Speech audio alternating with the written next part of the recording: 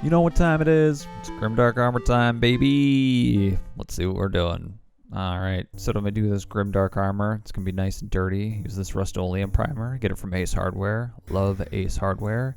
Got my model from Bolter Jug End. Printed that off on the 3D printer. I didn't. Somebody else did. I paid somebody to do it for me, so thank you very much.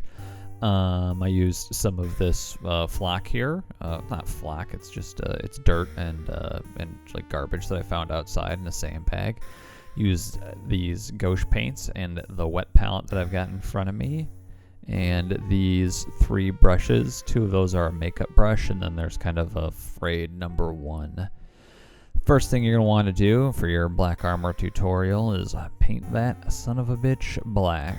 There it is. I'm in the process of doing it. It looks a lot darker right now, I think, than it's going to ultimately. It's mostly just because the paint is wet, and it makes it seem darker than it truly is. You're going to cover the first, or like the lower 3/4 of the model or so in black.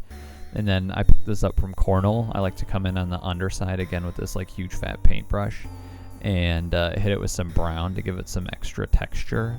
I like to do this sort of like from the underside and lower 2/3 of the model. Sometimes it goes up a little bit higher. You never really know. Or I don't anyways. You know, I'm not too precise at this stage because you're just trying to block in the colors. And then I come in from the top with a white. It's just straight white.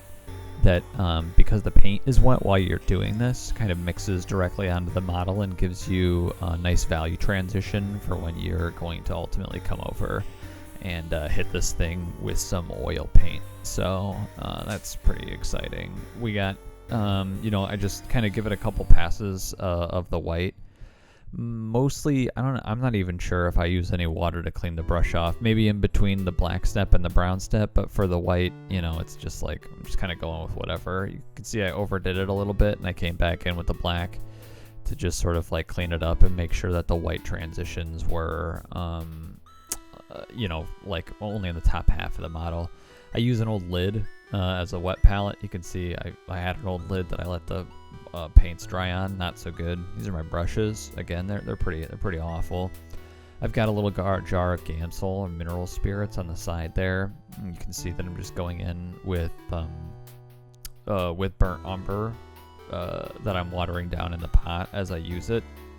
Just directly over basically the entirety of the model. You're sort of following the same line that you did with the black there. Just covering the model mostly with brown. Like at this at the top half or top third of the model, I like to use this sap green that I've got there on the left, and then you're gonna add in a little bit of black as well. Maybe, I'm not sure if we're at that stage or not yet. Anyways, okay, so he's brown on like the lower 3/4, then some green, and then you punch in some black into like the shadows or the recessed areas. That's gonna be in between the legs, maybe where the arm meets the chest. All the way in like where the little vents are, and that's just going to give it a little bit more depth and definition. This is all fairly runny paint. As you can see, I'm using just like a frayed brush to sort of apply it and really get those values in there. And once I've got it into a state that I think is acceptable, I guess, for this, I just start dabbing the wet paint off. Wrap it up. Kind of don't try not to rub it. If you rub it too much, you wind up just rubbing away all of the paint entirely. But if you dab it, you leave a nice little sort of like filter on. For the top here, I've got a burnt sienna over there on the right, which is basically like a more red version of burnt umber. So like if you add some red paint into your burnt umber, it turns into a sienna, which is like a redder or orange or brown. And we're going to put that over the top to kind of, the green that we're using on the top gives it a sort of weathered feel, kind of like rusted. And then the orange over the top of that green gives adds more to the depth and to the rust. So it's, so you just sort of like build up those layers as you're going along with the oil paints. And then I use this another wonderful brush here to basically dry brush with the side of the brush itself. along the top third of the model to really draw the eye in there. Basically, a bunch of the areas that are raised, you're going to want to hit with this white. I overdo it a little bit, and then you can see me just kind of compensating by going back in with the black. Because the thing that you're trying to do here is draw the viewer's eye to, like the kind of important part of the model, which is the top third. The bottom part is just going to sort of like lend character to what you've done, at the top. I'm waving my hands around the top of my face, so obviously, as you can see me, you want people to be able to focus on the top, give them something to kind of like draw their attention to, and then the rest of it should sort of like build up that narrative that you have around it. Again, going in with the side of the brush here, you could kind of use any brush. This is just the brush that I've taken to use in while I'm doing this kind of thing. Hitting those edges, really sort of pulling the value up a little bit so that it's not like super flat.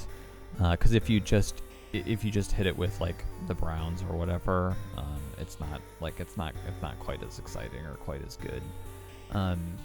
In this stage, you can, like it's black. It's kind of got some highlights on the side. I'm gonna come in with some dirty down rust that goblins hooked me up with, which I find is really, really nice for this. It's really runny, and I put it into all of the crevices. You're gonna see me put it into the little angel he's got on his chest, and the vents and the ducts, and basically anything that I think would gather rust. It's a pretty loose application here, and then I'm gonna come back in with just some water to kind of thin it out. I find that you'll get like if you don't thin it out, it just sort of looks like it's really the contrast is just a little bit too high for my taste. So I kind of like to thin it out a little bit. Yeah, and that's it. There's your black armor. There it is. Look at it go. I painted the skin and stuff too, but this is black armor, not skin. So, sorry about that. Here he is. Look at this little beefcake. I wrote pain on his shoulder in there at some point in time, because that's pretty sick. And here he is with his friends. All of his black armor friends all painted in the same way. Very exciting. Thanks. Bye.